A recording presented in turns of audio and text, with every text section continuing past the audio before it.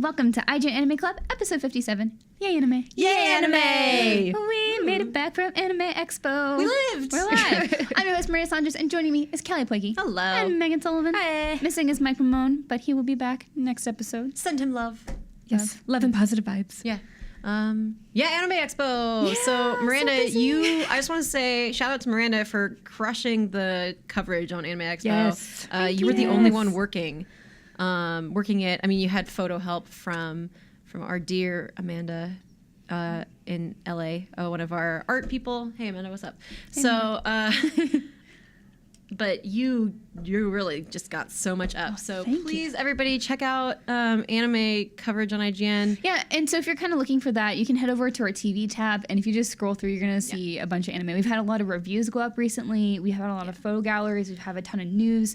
Yeah. You can see some of the coolest booths from Anime Expo. You can see really cool cosplay, like One Punch Man stuff, and JoJo's Bizarre Adventure. JoJo's, yeah. There's also like Overwatch stuff if you're into that. I know some of you in our Facebook group are into that. Yeah. So if you guys want more of that kind of stuff on IGN, like, you have to support it. Like, it's so important for you guys to click on it and say, yeah. And then it helps us out a whole lot. It's like and so much. We hope that it helps you out a lot too. Yeah, we hope this is what you guys want. Yeah. So if it's not what you want, let us know. Yeah. I hope it is.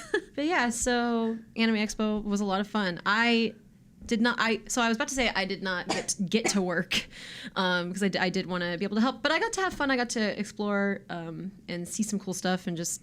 We died in Artist Alley. Oh my God, Artist Alley was so crowded. Megan, we didn't go last year, but you did. Yes. How was Artist Alley last year? It was pretty jammed. Was it hell? It was pretty jammed. I'm trying to be diplomatic and not call it hell. It's not, and also they just had a press release come out from Anime Expo that their numbers were massive this year. So I thought it was bad last year. It sounds like it was a nightmare this year. Yeah. So if you aren't familiar with how registration works, you can get different kinds of passes, like for the amount of days you plan on going. So there's 1 day passes, and I imagine most people who got 1 day passes for Anime Expo picked Saturday. That's a logical day to that's pick. like the busiest out day. of the 4 days, starting Friday and ending on Monday. I mean, Monday was 4th of July, so a lot of people are going to be doing other fun, possibly illegal things with fireworks. Who knows?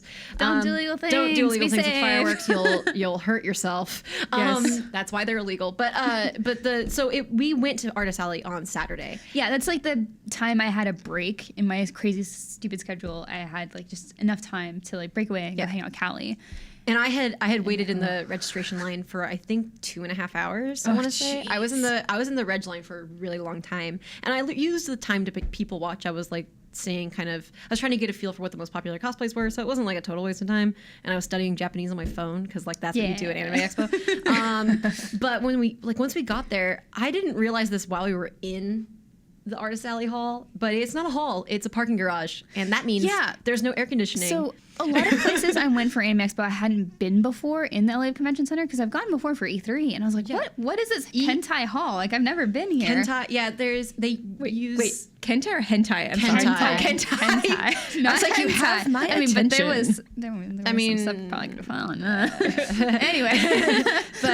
But all in all, we had a really good time. I got some cool art. There was so much Overwatch fan art. Yeah, the only reason I say it was hell is because it was a parking garage. There was not air. People were having a really hard time getting through the aisles. Like, I almost passed out like twice. Yeah, I was so happy. Like, I had water with me because like, people were having a really hard time. It was very, very hot. Like, moving through the aisles was just like constantly pushing other people to move forward. So it was basically the takeaway from this is don't go on Saturday. Yeah, like if you're going to Artist Alley, maybe don't go that day. Just also, from us to you. Hopefully, like, Artist Alley is huge too, so it's like we didn't even get to see everything. We were down there for like 3 hours. Like, I used my entire break. It wasn't in South Hall. Yes, it's South Hall. It was South Hall. It's below South Hall. They moved it. Yeah, most of Anime Expo takes place in South Hall as opposed to E3, which takes place in West Hall. Primarily. So it was we were kind of like, wait, where are we? But yeah, I ended up getting quite a bit of art. I mostly Overwatch. Bought a button. And I didn't buy things because I couldn't get to my backpack because I had a huge backpack for all my stuff. Yeah. And so for like my laptop and all the other equipment I needed for reporting. And so in order to take off my backpack, I had to like shove against people to get to my wallet. Actually helps you save money. Yeah, it's like, I'll just get the business card and look at your online shop later. So save some money that way. Thanks. I only bought stuff that I really, really wanted. I got like a cool Sailor V print that looks like a movie poster, and like a cool Pokemon, like a Charizard print. But yeah, it was really fun. But Anime Expo in general, there was a lot going on. There was a lot of news. There was so much news at Anime Expo and a lot of really cool things, especially if you're a fan of dubs. Yeah. Yes. Meghan. Big So fan. going off of that Megway. Yes, going off of that Megway, one of the pieces of news is that One Punch Man is officially getting a dub. They showed a preview trailer at Anime Expo, and Miranda was actually there to see it live in person. It was at the Toonami panel, which I barely got into. It was super crazy how fast that panel filled up. Wow. Like, I barely got in the line, like, and just like maybe 4 or 5 minutes later, they stopped the line. So it's like no one else could get in. So I got very lucky. And then they showed the trailer there, and they also promised to show us 5 minutes from the dub, but our power got cut off. So we couldn't see it. No. Yeah, because it was one of the later ones. Like, oh, sorry guys, we can't. So that sucked. But trailer was great. I only saw the dub with Saitama, but I think that's kind of like one of the most important things because he's got to be right? Yeah. You don't want him to be like kind of listless and chill. Yeah. You don't want him to be too lax. You want him to be sort of, flippant about things, but not like bored or unenergetic. And so how was it? Spot on. Yes. I was so happy. I was just like, all right, this is a dub I'd watch. Like, I tend to watch subs more just because, one, they come out faster because it's obviously sub first. And two, I just don't usually have the time to go back and watch dubs, but I will on the occasion. There's certain things that I love the dub for. But this is the one where I would be like, hey, maybe I'll go back and watch One Punch Man because this dub is awesome. Yeah, it's one of those ones I would like, because it's just so hard to multitask when you're watching a sub. I mean, like, if I'm trying to multitask while watching a sub, like, I'll pick up on phrases, but when the episode's over, I'm like, oh god, I gotta watch that again. Yeah, it's usually one of those things you can multitask with a sub if you've seen it before. Yeah, but if you haven't, then I'm really excited because sometimes I'll like be doing something else. I'll be practicing kanji or something because of course I'm going to practice kanji while watching anime. I'm that kind of person. But I'm so happy I'm not the only one. Yeah, I mean, sometimes it's just rote memorization, so you're not really thinking about it. You're just kind of like, okay, how many strokes is this? Okay, so I'm excited because it's something a show I really like that apparently it's going to be super super well dubbed that I can watch while I'm doing that. Yeah, I do that a lot at work where I do a lot of copy pasting and editing and stuff like that sometimes during the day, and then I'll have a dub on in the background, and so I'll be bursting out laughing randomly. I kind of like it when I get behind on a show, I can just like turn on Funimation and listen to their dubs. Yeah. Yes. Yeah. Thanks, so Funimation. that was a super big deal. Yeah, and that it's coming to Toonami is a big deal too. Yeah. So that would be nice. A very big deal. Anything that puts One Punch Man in front of more eyeballs makes me happy because I love that show so much. Very appropriate for Toonami. What else? So keeping on the dubbing theme, Crunchyroll is going to start doing dubbing and That's releasing big. Blu-rays and DVDs. So they're going to... That's huge. Yeah, that's a big deal. They named off quite a few of them, which you can check out that news on IGN.com. It's a great website. Check it out. Might have heard of it. So they're going to dub and release a Blu-ray and DVD for Cabinet of the Iron Fortress, which I am super excited So if you don't have Amazon Prime, now you don't have to be sad. Yeah, I don't know if they're gonna release that on Crunchyroll, for streaming. For streaming, they will but have having the Blu-ray. Yeah, the Blu-ray. So releasing, did they say that they're also doing a dub for that one as well? Yes. So it is gonna get a dub, and it's really exciting because I wonder where they're gonna be recording. Because so far, like with Funimation, they record out in Texas, so it's going to be interesting to see what kind of talent they get out here. If they record out in California, or if they do it in their office. I know they have a huge office. Yeah, they do have too. Room for it. I wonder what the studio situation would be like.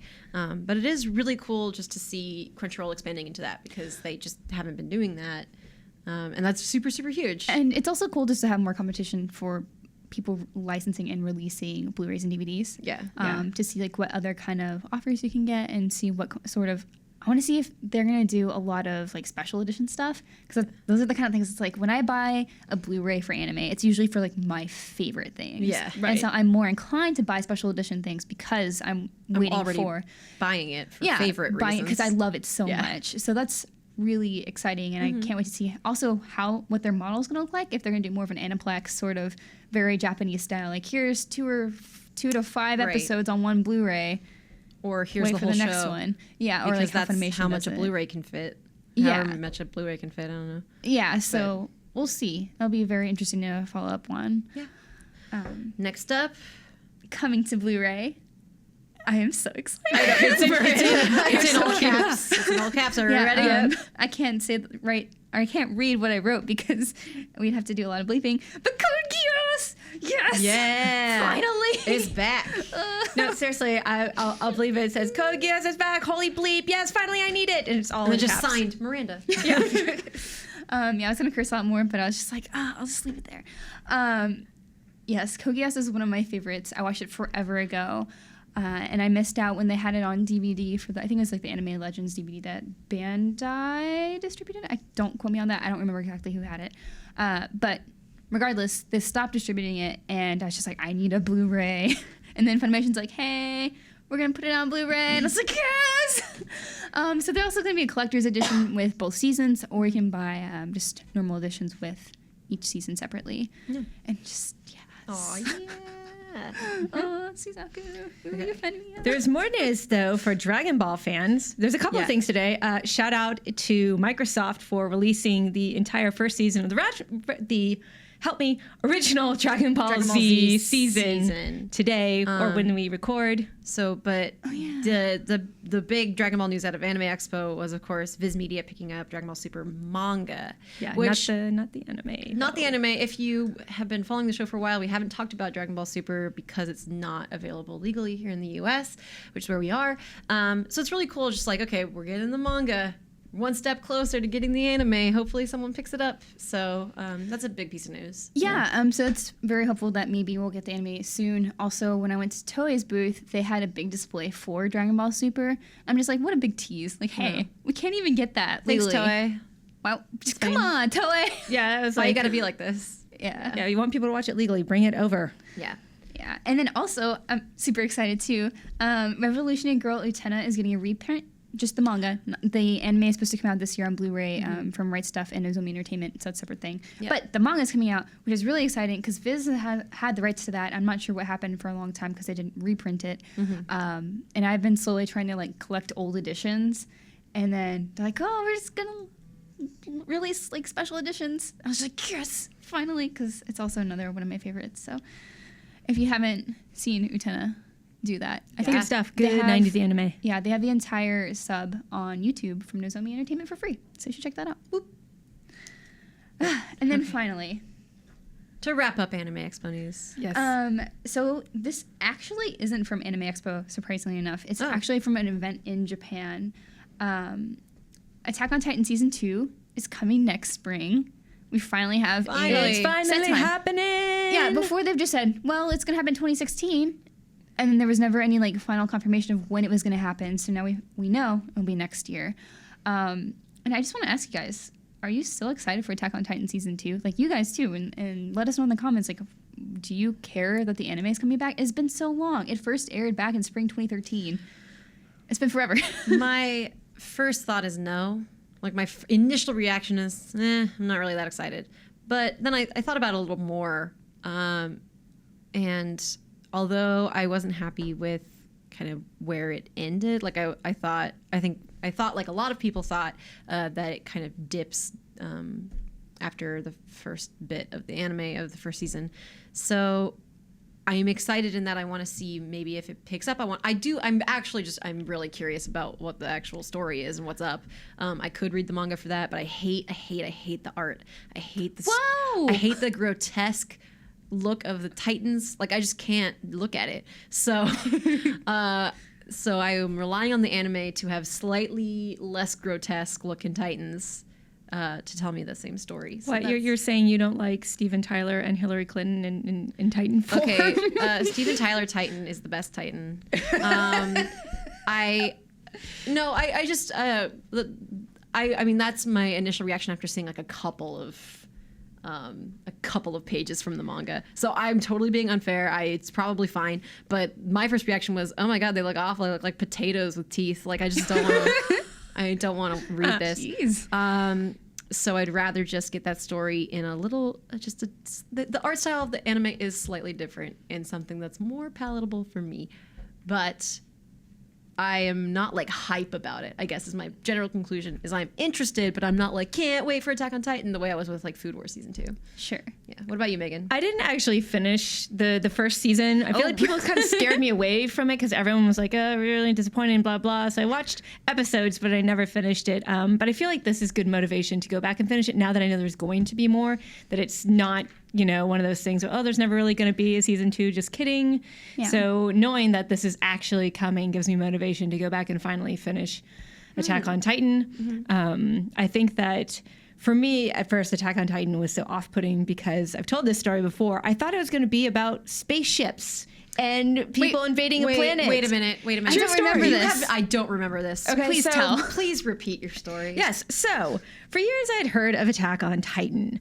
And I always assumed, because I knew nothing about it, amazingly, people always talked about how much I loved it, but they never told me what it was about. So it sounded to me like people were invading a space alien planet called Titan, because it sounds kind of like we always have like, oh, there's a moon called Titan. Yeah, there's a moon called Titan, so it sounds like you're going Saturn's moon. One of those planets. I want to space. It's a moon. And so that's what I thought it was. So I'm not big on space operas unless it's Star Wars kind of thing. Oh. But for years I avoided it, and finally I saw it pop up on was it Netflix or something? I can't even remember. And I was like, all right, I'm gonna finally sit down and watch this show so I can be a part of the conversation.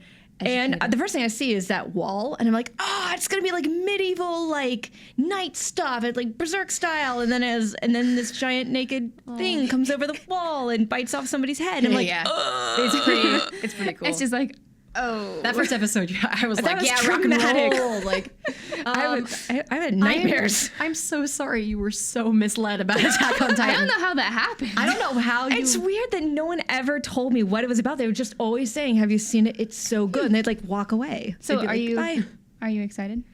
I'm more excited now that I know there's a season 2. And now that I actually know what the show is about, I can go in there with sort of fresh expectations. That's fair. Yes. I am indifferent. So I actually keep up with the manga. Crunchyroll releases it every month, like with a simulpub, which is really, really nice. And so I caught up with all the manga whenever they had all of it on there. And then I just kept going, and now I'm just like, I don't need the anime now because I know what happens. But I also kind of just a little bit of excited because I do know what happens. And I know this like next half is just really good. And I think maybe because they've waited so long and gave it so much time in between, we won't have that Eren screaming forever feel of the second half of the first season. Eren. That's my Mikasa impression. I know I totally just said that I hate how the manga looks, but I actually kind of just want to read it. I totally recommend it. If you were not a super fan of the anime, I think the manga does a better job. Of course, it's a lot tighter and you get a little bit different scenes from it.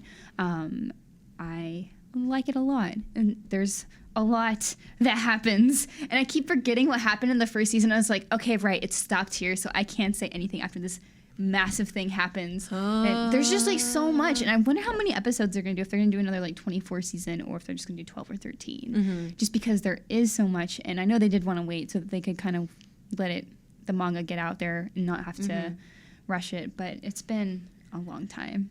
So I just want to say my Wi-Fi password at my apartment is still Jaeger because I made the password at the time when we were like really hyped on that opening theme. It was like "Cease and desist and wir sind die Jäger," and I was like Jaeger, and then I just haven't changed it. So I guess I should get excited to.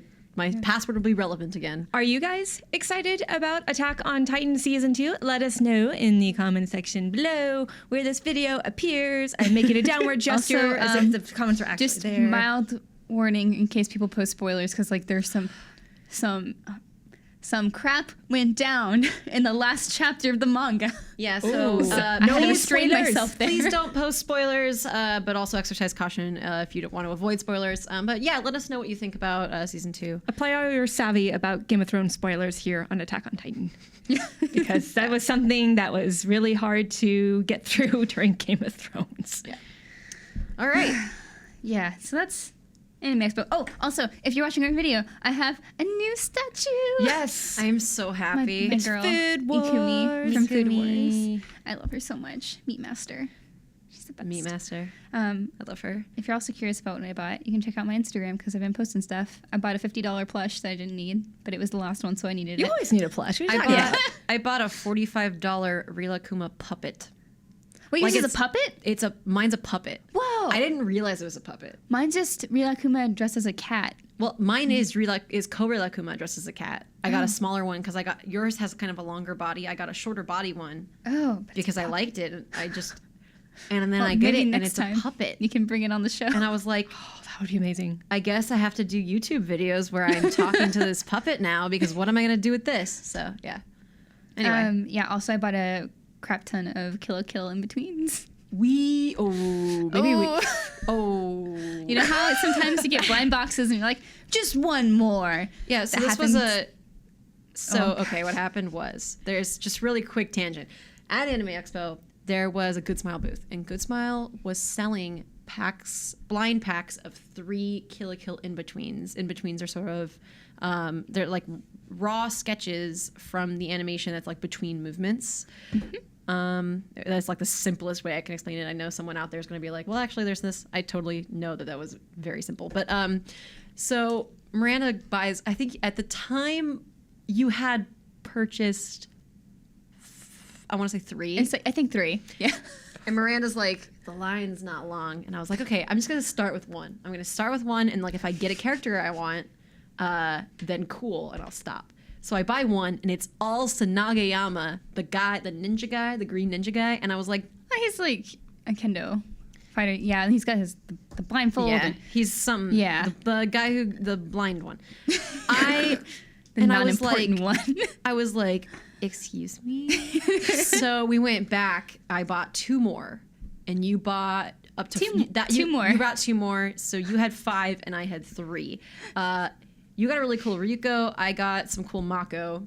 But like, I was still like, but what if in the next one I get Nonon? And Miranda's like, what if in the next one I get Satsuki? So I still didn't get a Satsuki. So we ended up having 4 and 6. yeah, so we're getting lunch, and we're like, and Miranda's like, I just want 1 more. It'll be 6, like the number of people in my family. And I was like, if I buy 1 more, it'll be 4, like the number of people in my family. It's like picking lottery numbers. Like, surely this time it's Yeah. good luck. So we went back.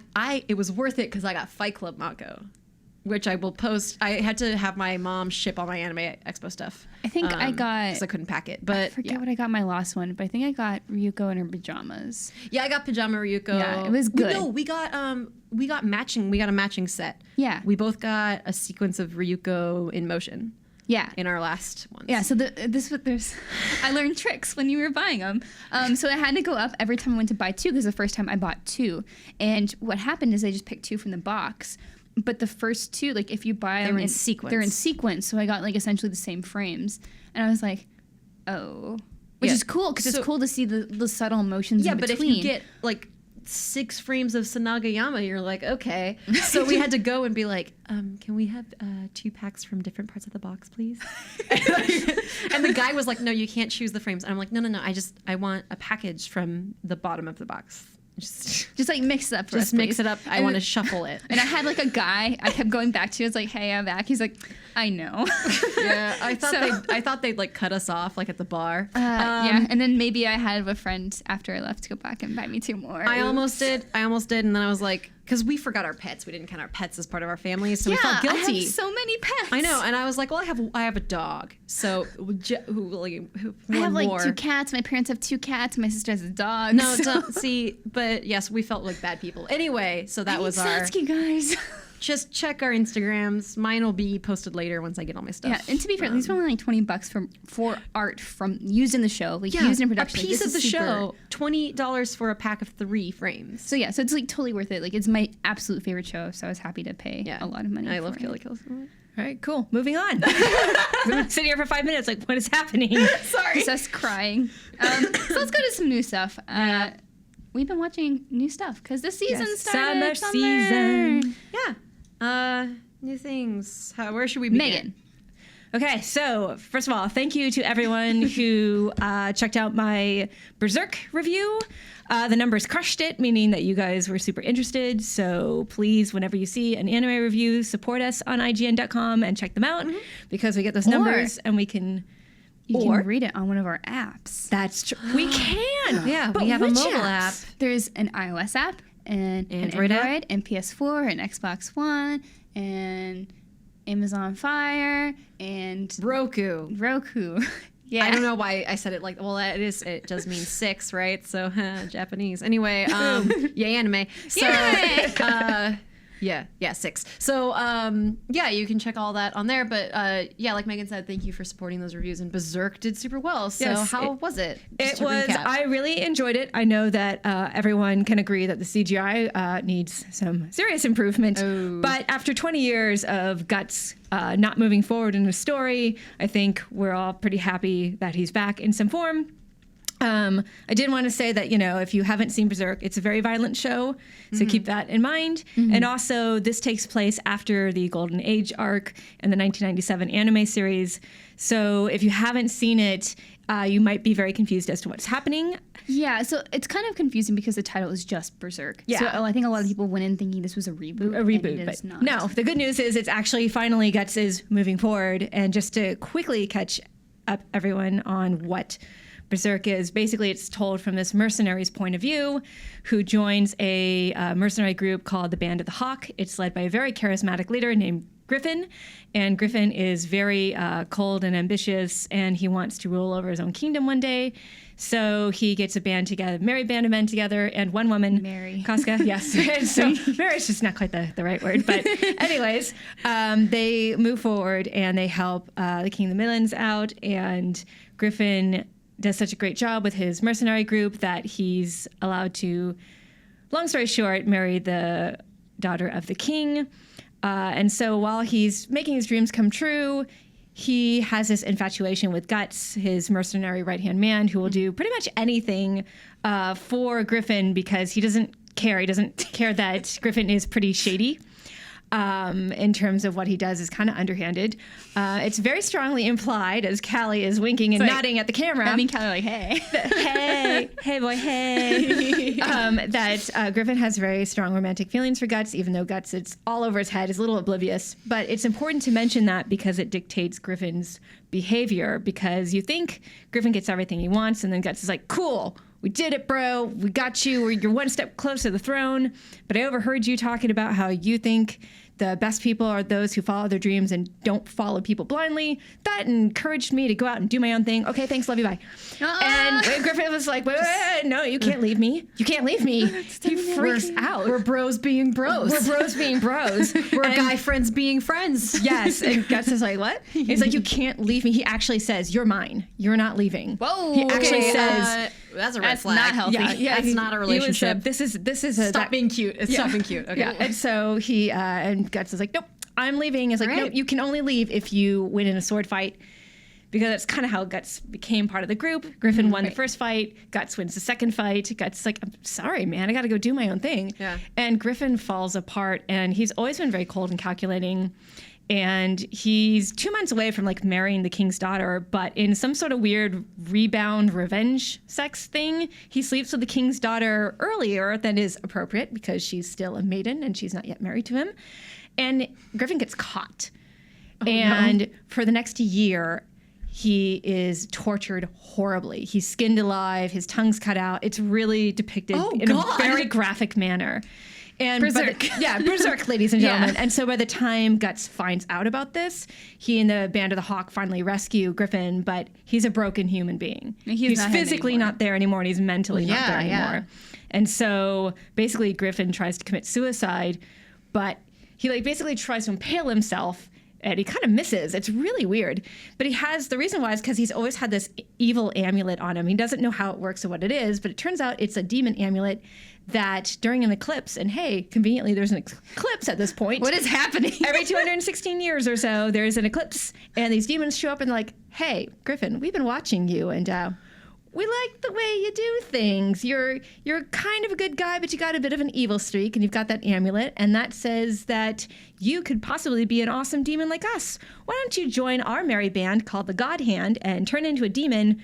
And Griffin is so far gone. He's like, okay, I have to do. It's fine. At this fine. point, yeah, And do they're it. like, oh, well, you just like do this it, dude. might as well happen. I'm like, what have I got to lose? And they're like, oh, by the way, you have to kill all your friends and maim them and butcher them horribly, and you can become one of us.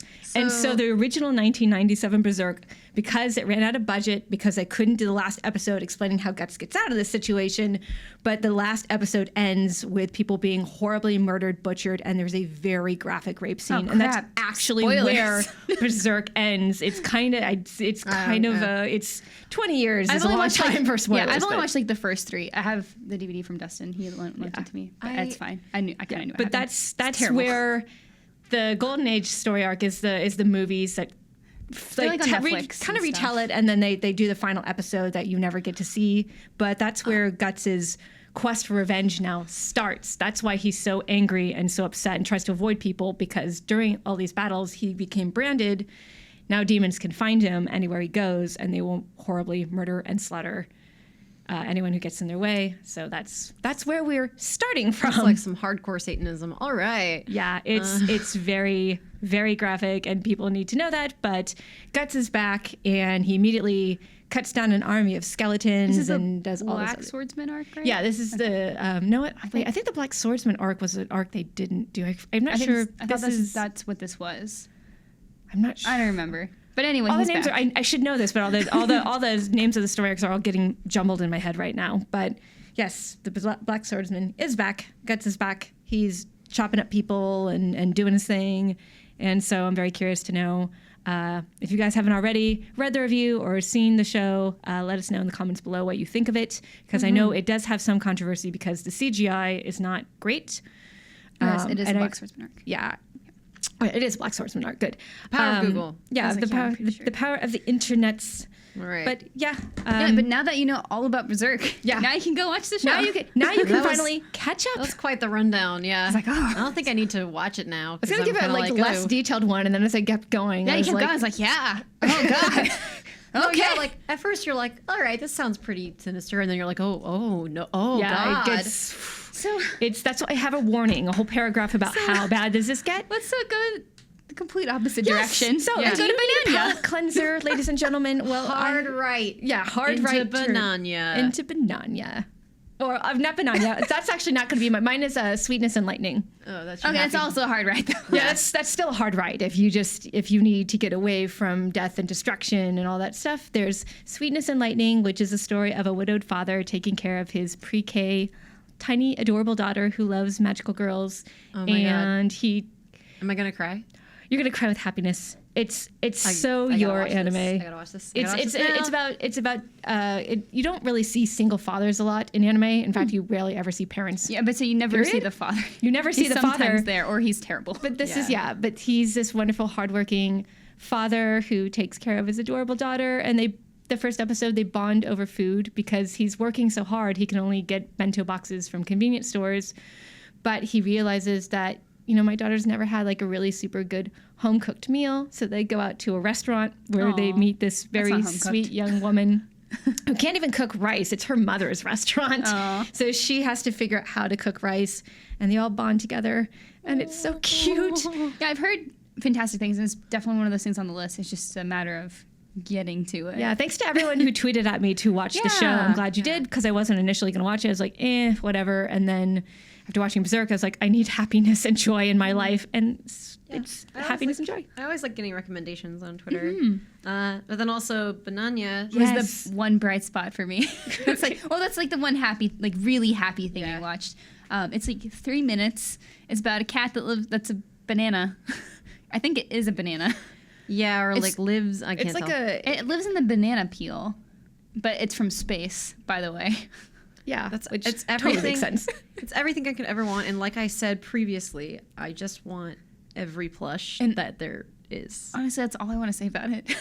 I mean, like the show isn't. It's just like a short, pretty much to advertise the stuffed animals. It worked. I don't care. It's super cute. It worked. Good job, advertisers. Yes. You got me. But it's a banana and a cat. It's so cute. It's like something out of Greek mythology where it's like half kitty cat, half banana. Banana. And I just want to hug it.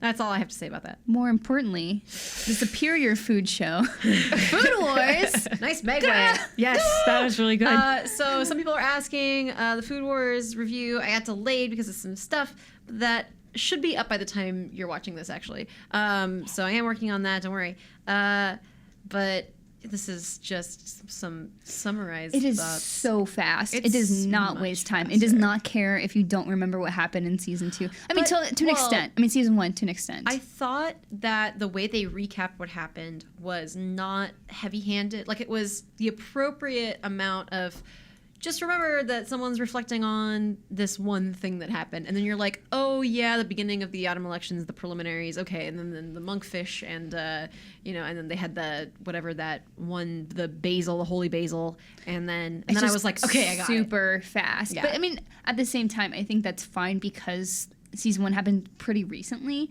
So I don't think it's completely like overwhelming to just, but it is such a fast episode. I think a big reason of that is because it's a shorter season, not doing 24 episodes. It's just one cur. 13. Yeah, I think it's 13. Yeah. So unlike last season where each battle was like 2 parts, it's those 2 parts condensed into 1 episode instead of 2 episodes. And I think it worked for this episode. If you haven't seen it yet, I won't like spoil like what happens exactly. But they did the same thing where you're like, how can Soma compete with these like gourmet, highly educated, 5-star Scientist chefs? Yeah, and he's going up against Alice, who's the molecular gastronomist, and Soma doesn't care. Like Soma is like, whatever. I mean, it's pretty obvious that like he's got this, but that's He's like the got this. exciting thing of figuring out how he beats her because she's she got the highest score. Yeah, of, in like, the preliminaries. everybody. Yeah, she's excellent. Her whole thing is she became the molecular gastronomist because she was in Erina's shadow. That's her cousin. And so, she's just really good at what she does. And the whole time you're like, I sort of know in my heart how this is going to, like, I know Soma's going to pull a trick out and surprise everybody. But I couldn't figure out how. And I liked that. And I liked that it was, it was a lot faster. And I wish I had more episodes coming this season. Like, I wish it was 2 curs. Yeah, I do wish like these could have been drawn out just a little bit more. But it felt like it was a little rushed sometimes for certain moments. Oh, a little bit. But overall, I was like, I just loved it. It was like, okay, we're back. And I was watching with my mom because I was visiting. Aww. And my mom was like, let's go. And my dad comes up, of course, up to the living room because my house is weird. My parents' house is weird. My dad comes into the room, like, right at one of the, like, choice naked scenes. If you haven't seen Food Wars, sometimes people lose their clothes. So my dad comes up and is like, what is happening? And my mom and I are like, don't worry about it. It's fine. Foodgasms are happening, all right? I said, it was just that good. Don't worry. It's fine. Yeah, and then we talked about it all day at lunch the next day. And my dad's like, what are you talking about? And we're like, anime people making food and being naked. It's fine. But I was really happy with how it was. I understand that it needed to be a little more rushed. Just like for my own selfish reasons, I'm like, I want this to last as long as possible. Sure, like if they could have done a little bit more, because there are some decently good like character building scenes for Alice that I felt like were very fast. Quick. Yeah, and I think they should have spent a little bit more time on that because we know her a little bit, but I think we could have known her a lot better. And that's, I think, the big things that was such a success with the preliminaries last season is that you really got to know these characters as individuals and not just as contestants. Yeah, like the scene with Megumi where you go back to her hometown and she's doing the thing with the monkfish and it explains like how she knows how to do that, and it never feels slow or boring or drawn out. It's like I want to know things about her, and that's one of the strengths of the show is that it balances these like ecchi scenes with the characters are treated like characters universally all the time. Yes. We get really deep looks into the characters, and I think you're right. One of the things that you see with Alice is you still get that in this episode, and maybe that'll change a little bit going further into the season because this was the premiere. Like, okay, we're back. We're getting back into the swing of things. We don't want to dilly-dally with it, but I do wish that we could get like that. We could have taken a little breather there because you have this really good moment with her where she's going back to her childhood, and like I wanted more of that. Yeah, it felt a little too fast, but I'm still happy it's back. I enjoyed it a ton. Yeah. Of course, looking forward to more Food Wars. I need to make some cool recipes. I'm so pumped. But yeah, moving on. Yeah. We got lots to cover. I just want to touch on ReZero because it's still fantastic, and if you haven't started watching it, please do. I gotta catch up. I do too. It's just great writing. And as one of my friends, Nick, said this morning when we were chatting, it's very bold. I heard that he said that like around now, I guess a lot of people will start dropping off of the light novels in Japan just because it gets really intense. And I've kind of seen some comments that people think what they're doing with the protagonist is unfair, but I disagree, and I think it's actually just the best thing they could do with him. And it kind of makes this whole tropey otaku and fantasyland way more interesting. So if you like those sort of genres and are kind of burnt out on them, don't miss this one. It's so good. Yep. Yeah, I'm really glad you said that because as someone who is always playing RPGs and always watching anime like this, anything that can make it unique is something desperately needed in this genre. And so I like that the show is taking risks. Yeah. It's the one show where I'm just like, oh my God, it's launch. I have to watch it right now. I'm really glad that it's still good because it is, there's a significant amount of episodes. I mean, it is more of a time commitment. Yeah. And I would be, like, I'm just really happy to know that it's not, like, it doesn't get to whatever episode we're on, like 12 or 13 or something now? Like 13 or 14? 13 or 14? I don't remember. 14? Like, when you get that far in, if it starts getting disappointing, you're like, well, I'm already here. So I'm really glad that it just consistently is good. Yeah. There's not, like, there hasn't been many episodes where I'm just like, oh, well, that was an episode. Like, there's still something that happens that's important and that builds on everything. It does not usually waste its time. Like I've said before, this show consistently goes through the credits. Like the credits will play over a scene because they have so much information to share. Yeah, and I've noticed that. It's the best. So good. And then the last thing is that you saw is the high school life of Furanchi, and I'm curious about it because I read the description and I was like, what? Yeah, so it's about a boy who likes BL or boys love manga and stuff, and just about him enjoying it and how it's embarrassing for him. It was kind of funny, but at the same time, it does that weird, like, well, I like boy stuff, but that doesn't mean I'm gay and I have to be super defensive about it. Oh, like the no homo kind of thing? Yeah, very no homo, which is, like, I know, like, some of that is different in Japan, but still it's very, like... I mean, that's why I was curious about the show, is I wanted to know how they would handle it, because LGBTQ stuff is just different, and, like, I'm curious about it, and I mean, I've said before on the show, like, I'm not out to make a solid judgment call on anime because I'm not part of that culture. So I don't know if this is progressive or not. You know what I mean? Sure. So I've just been really curious about watching this show. So I'll keep with it. It's on the list. Yeah. Anyway. Maybe just starts off with him being defensive and then eventually just gradually is like... And he's just like... There are points that I do like. They're like, why do they label all BL stuff for girls? Like, the girls sections. Like, why can't this be just the BL section? Yeah. Like, there are things that I do. Like, it's like, just because it's at a awesome. target audience doesn't mean that it's for one gender or for, just this thing, even though you have this audience in mind. Yes. And, like, we face that a lot with a lot of things we do, of course, working here. And so it's just like, make it for everyone. It's like, it may have a target audience, but that doesn't matter. Like, anyone can enjoy it. Yeah. So, awesome. Cool. There are some good things. Definitely going to stick with it. Did anyone else watch Orange, by the way, before we move on? No. I did. You can actually read the manga, I think, on Crunchyroll, as well as see it on Crunchyroll. I liked it.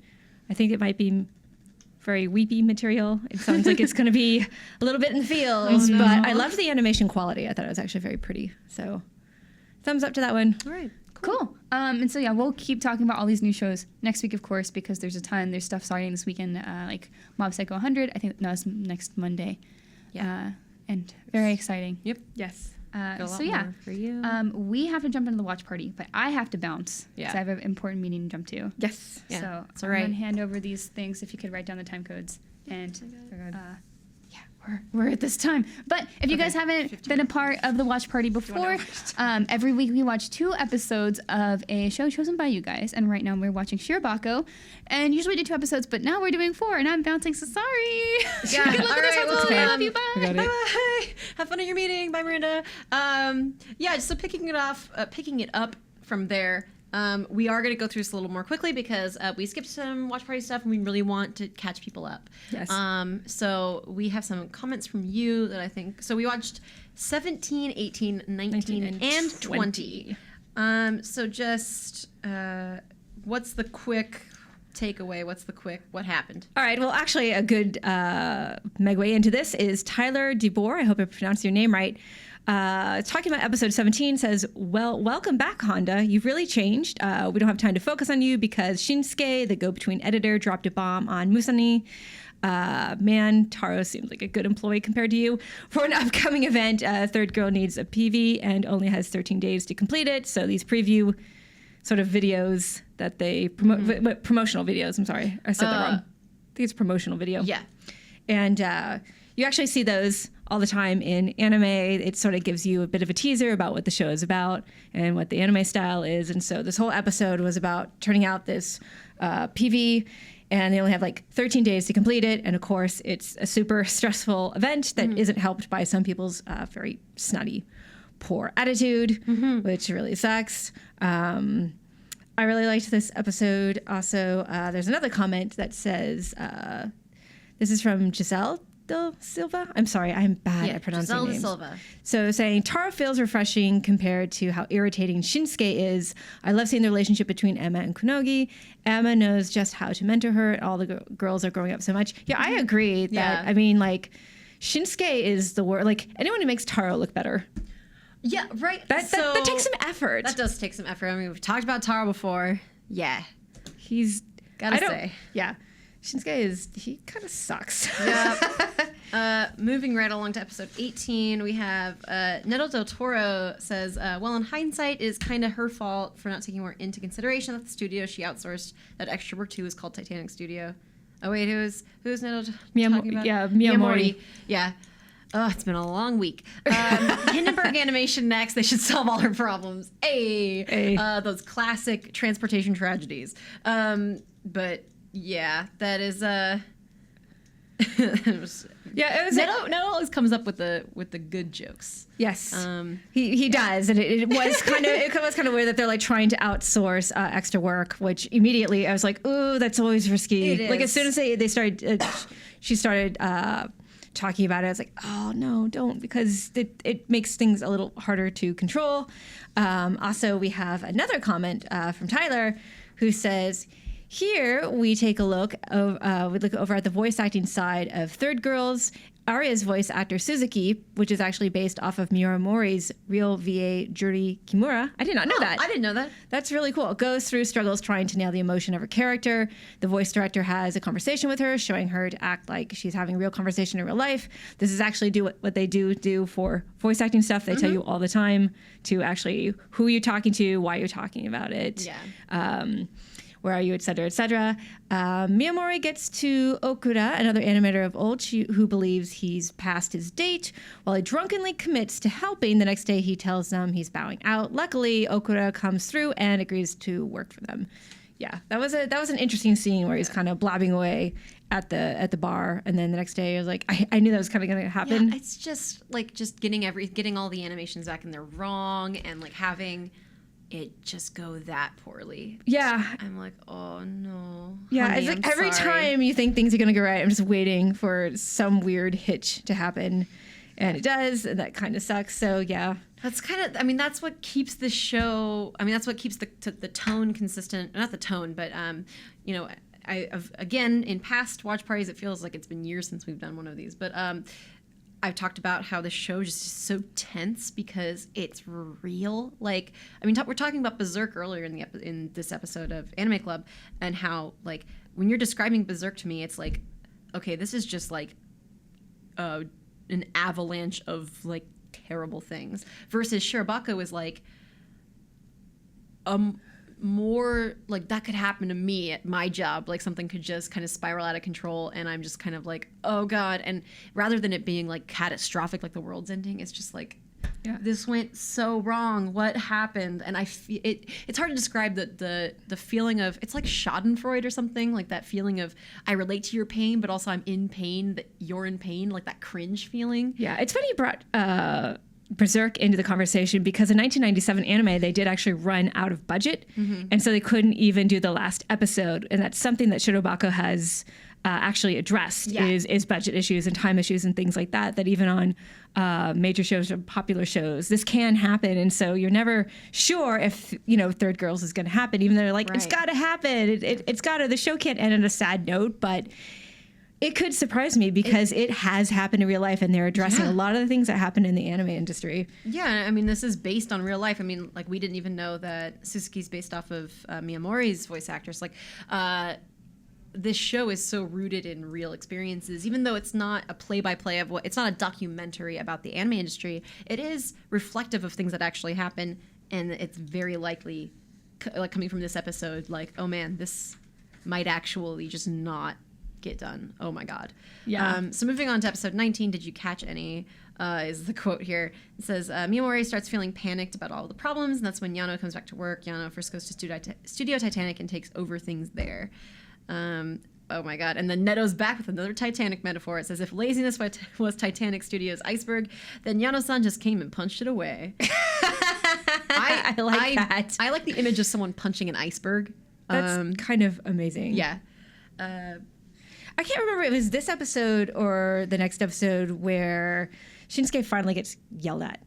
Not yelled at, but basically they finally all blur together. Yeah, they've blurred. Sorry guys, it has been a really long week for us because I watched all of these in a row earlier this week, and now I'm getting them. But that was the most cathartic episode in a while, because it's like you always want Taro to get yelled at, but he kind of does consistently get up. But this one snotty kid who's creating problems and bringing in people who don't know what they're doing, et cetera, like finally he gets dressed down, and rather than get fired, it's because I think he's had like multiple jobs. I think they allude to the fact that he's had multiple jobs or something like that. And so the fact that he's not fired at first made me angry. I was like, get out of here, get wrecked. Right. But the fact that they're like, nope, you're going to learn a lesson. Yeah.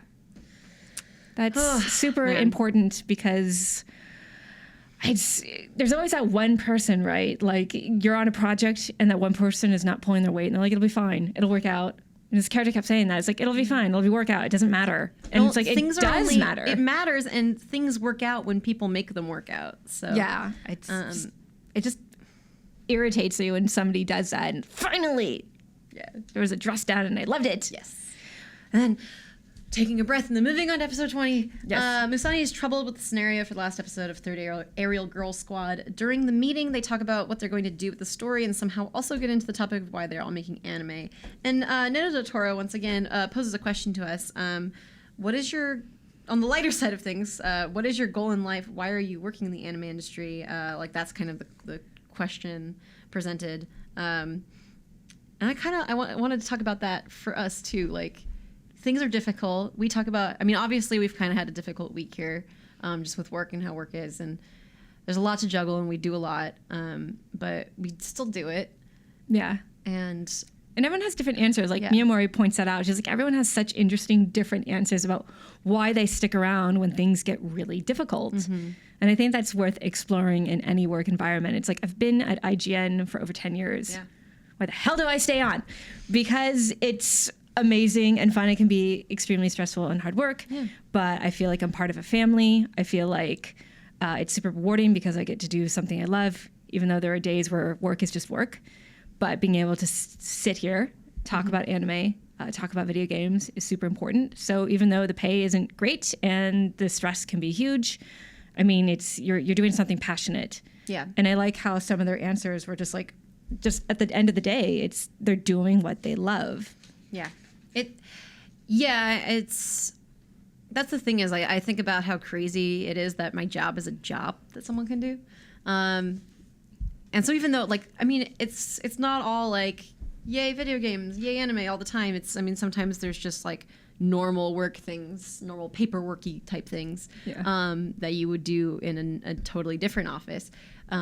but then I go back to like, well, I'm really passionate about this. I really like digging deep into pop culture and into a piece of art or a piece of entertainment, and like figuring out what's important about it or why I like it, and learning about myself and learning about other people. And that's kind of how I take this analysis that we do every week here, and why I love doing Anime Club.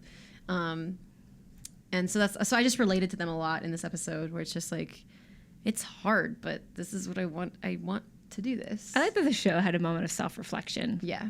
Because I think there is a bit of a message to actually people within the industry of like, sometimes this job can really suck, but you must be sticking around for a reason. It's because they all have something they feel like they can contribute at the end of the day. It's actually, it's nice that they did that. At first I was like, boring, and then I was like, no wait, this is actually a really cool conversation they're having. I mean, it's kind of what the show. I mean, it's so appropriate for the Umaro took a fall. Oh no, Umaro, no. It's kind of what the oh my gosh.